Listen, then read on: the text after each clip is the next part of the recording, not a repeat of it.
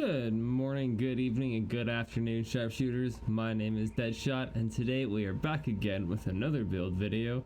This time we are featuring Ivara, a frame that in my opinion is rather underrated, but reasonably hated, as her abilities can be a bit lackluster, but I do love her invisibility as it is the most consistent and steady invisibility in the game. It's one that does not require recasting very often unless you actually run out of energy, and you stay invisible as long as you have energy, which is lovely, especially if you're doing things like hunts or spy missions, like if you're searching for animals or if you're doing Archon hunts or something along those lines. Ivara is a really wonderful frame to take into spy missions and to get those wildlife conservation achievements. But jumping into her build, we're going to be starting off strong in the aura with corrosive projection. Enemies are going to be reduced by 18% armor, which is lovely. It's going to make it a little bit easier for us to get those kills.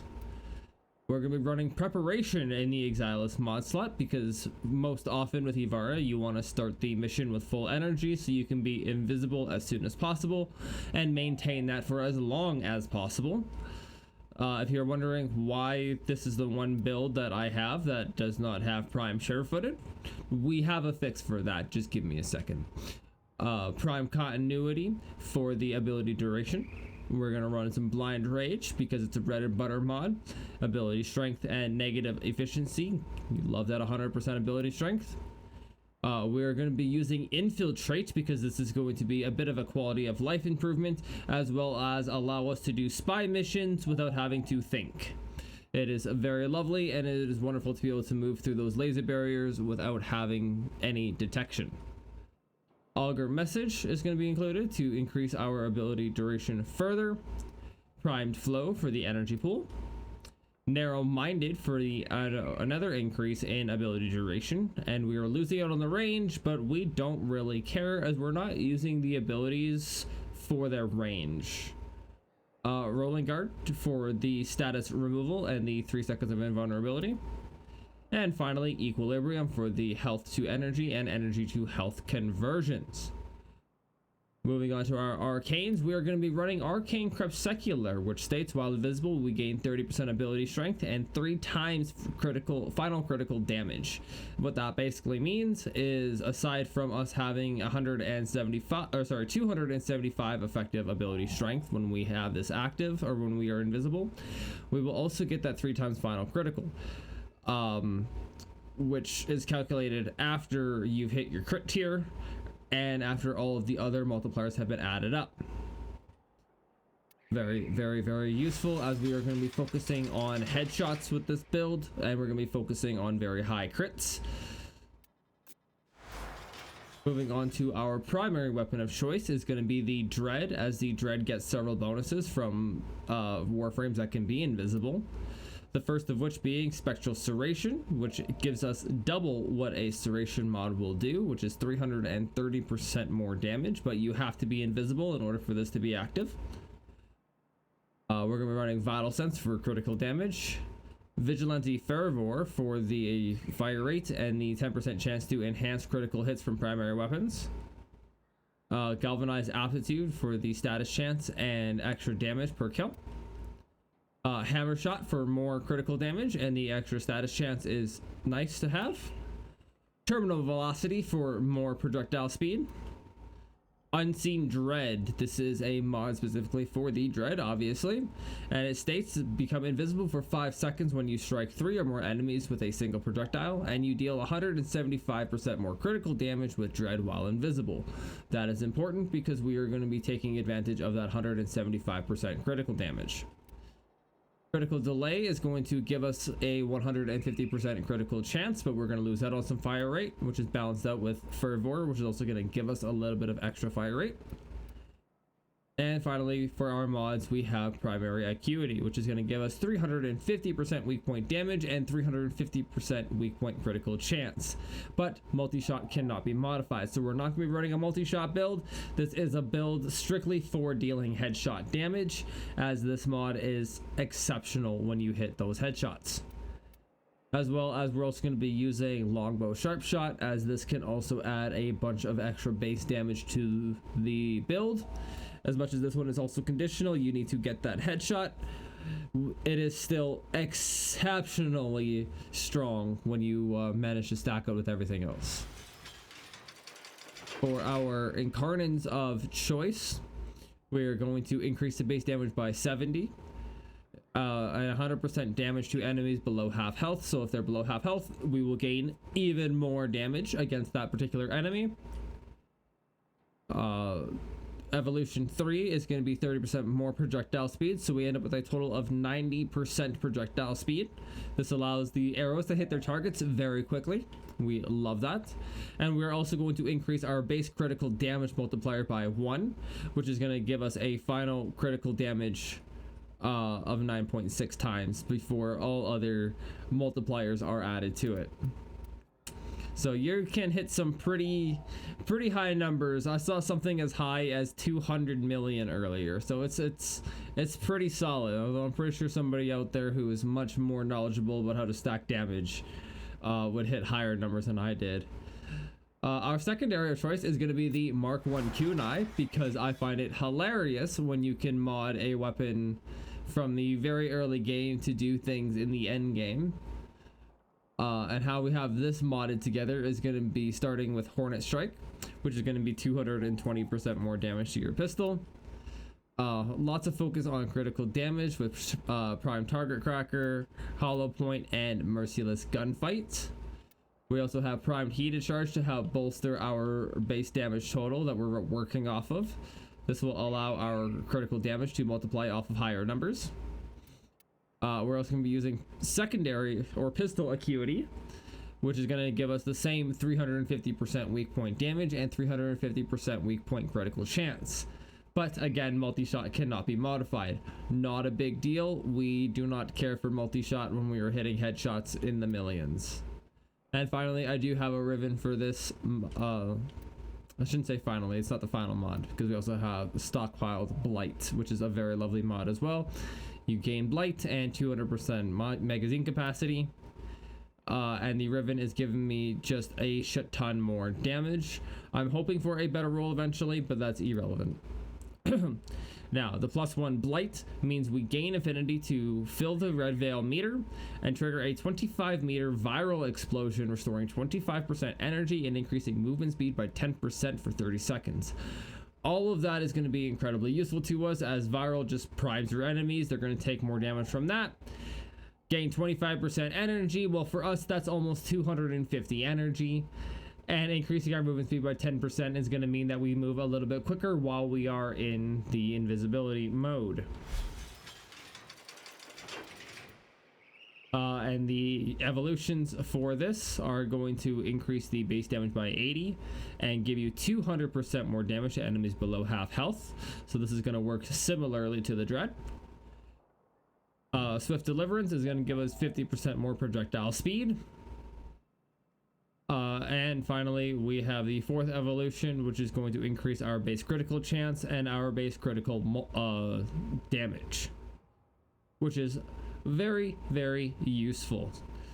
Believe it or not, the Mark 1 kunai is capable of hitting damage well into the millions. And it's just, I just find it funny. And finally, for our melee, we have the Velocitas, aka the Praedos, and I'm only using this for basically 2 reasons. The 2nd evolution, Drifting Grace, which is more sprint speed and slide, and the 4th evolution, which is going to be 30% more parkour velocity. That's actually going to improve Ivara's mobility in ways that one would not expect, as that parkour velocity is going to increase how far your roll takes you, and you can still roll while you're invisible with Ivara, which is more than useful. But to just go over her abilities real quick, her passive allows her to sense nearby enemies within 50 meters. Not very useful, needs reworking. Quiver, which allows you to cycle through and shoot one of 4 tactical arrows. Cloak creates a stationary bubble that cloaks Ivara and her allies. Dash Wire creates a zip line.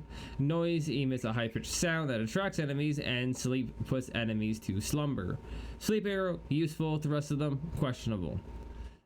We are going to swap her Navigator for Roar because we want that universal damage multiplier. Sorry, that universal faction modifier. Damage modifier, which basically means that your initial shot will deal extra damage, and then any status effects that shot inflicted are also then going to deal increased damage by the same amount. And it also increases the ability strength of your Warframe, or the ability damage. So we're going to be utilizing this quite a bit throughout our build, and this is also going to be casted after we have already gone invisible with Prowl, which allows us to become invisible, steal loot from unsuspecting enemies, and take out prey with deadly headshots. So this increases our natural headshot damage multiplier, and we're getting almost 2 times without the invisibility Arcane Crepuscular.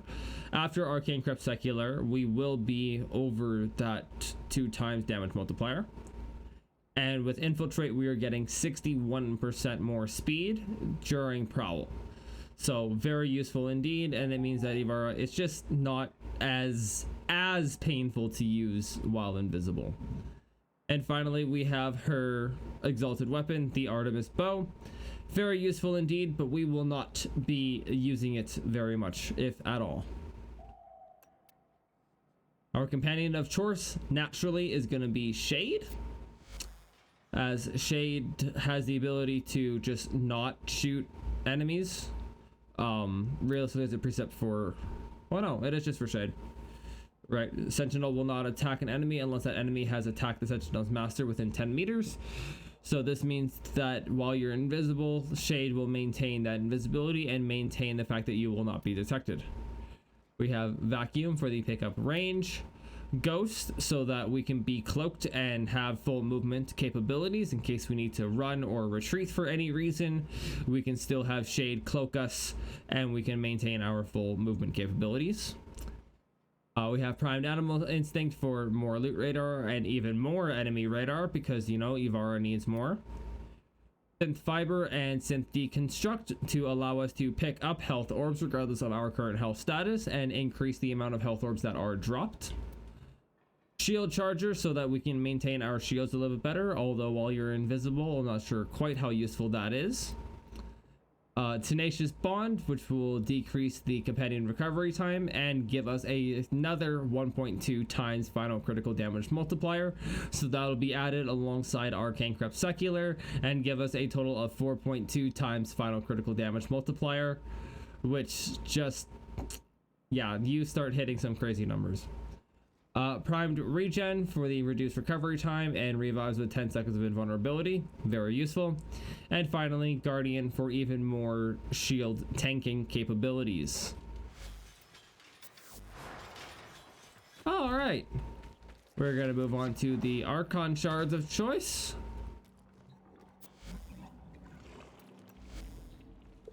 For Archon Shards, we are running 2 Tau Forged Amber Shards for the 75% casting speed. And we are running 3 Tau Forged Crimson Shards for their 15% ability strength each, for a total of 45% ability strength. Very simple, very straightforward. I thought that was Ivara for a second. I am tripping.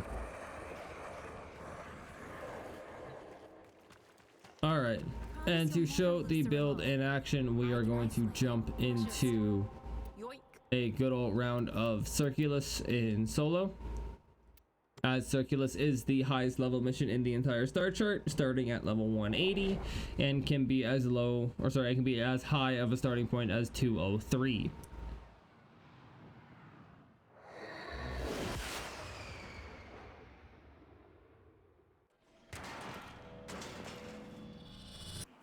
These are worthy foes.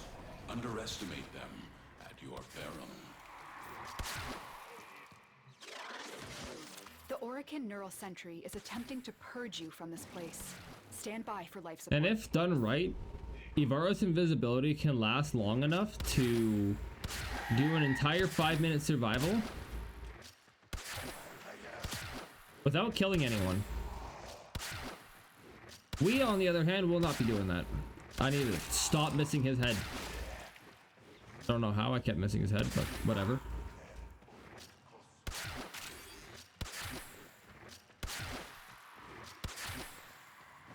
And because we're invisible and we can be invisible the whole time, it's just easy pickings.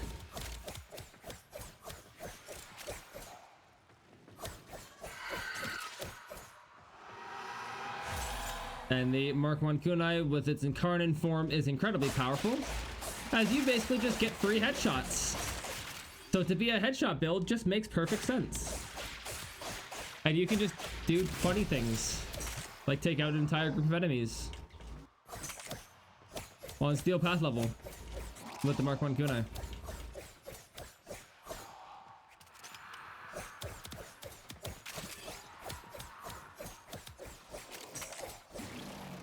If I could hit a headshot, that'd be nice. There we go.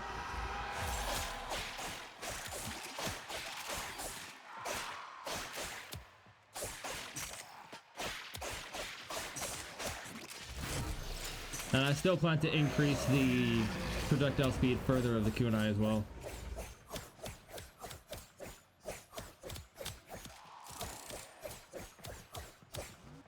Yeah, it's exhilarating gameplay, I tell you. Look at that, 7 million. With a kunai that most people overlook and get rid of. The only downside to the Dread with its incarnate is that you cannot maintain invisibility because the incarnate, it goes loud when you fire it. Which is mildly annoying. But you can trigger the Unseen Dread mod by striking multiple targets with the bow, or hope to god that shade protects you for a couple of seconds while you're shooting at the enemies. But the only problem is he can't trigger his cloak if you're shooting at enemies. Once you start shooting, then he's like, I'm not gonna help you. You did this to yourself.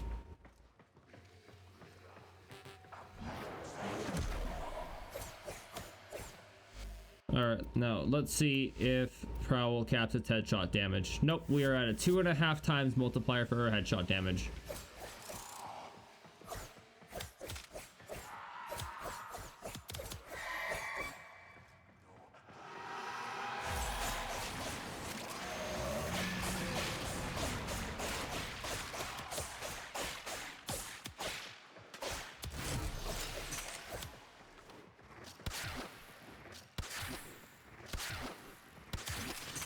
As long as you can hit headshots, unlike what I'm doing.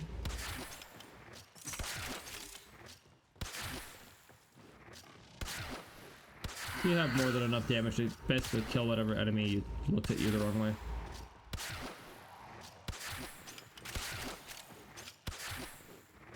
I want the Acolyte to spawn, because it's funny when the Acolyte spawns, as long as it's not violence. As soon as it's violence, we're in trouble.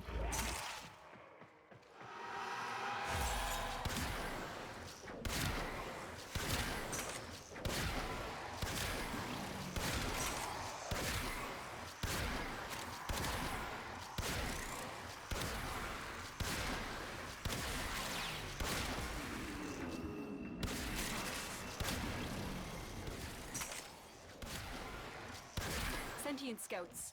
If they detect you, fighters will soon attack. Nice. And it's not frickin' violence. What are you doing, dude? Can you not? Yeah, yeah. That was torment.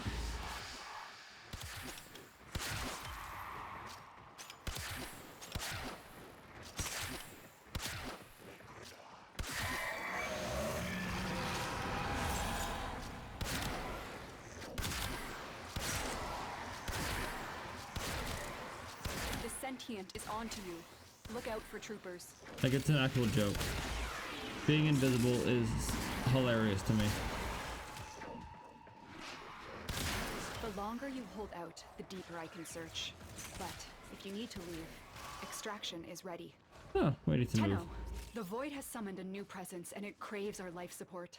Destroy these manifestations. All manner of Orican technology may work here due to the Alright, and there's Shade's invisibility working wonders. You may use it.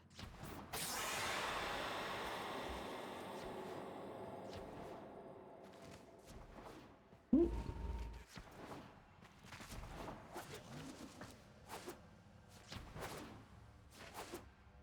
Oh, come on.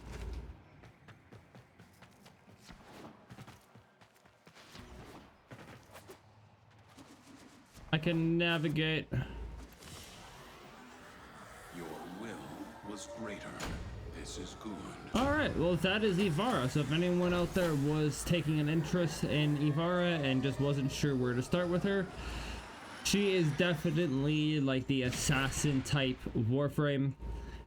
Excels with bows and things that don't require a whole lot of sound. Another build that I can see in the future with her is going to be one done with silence. So do stay tuned for that, as I do see that being a potential. But for now, give this build a try for yourselves.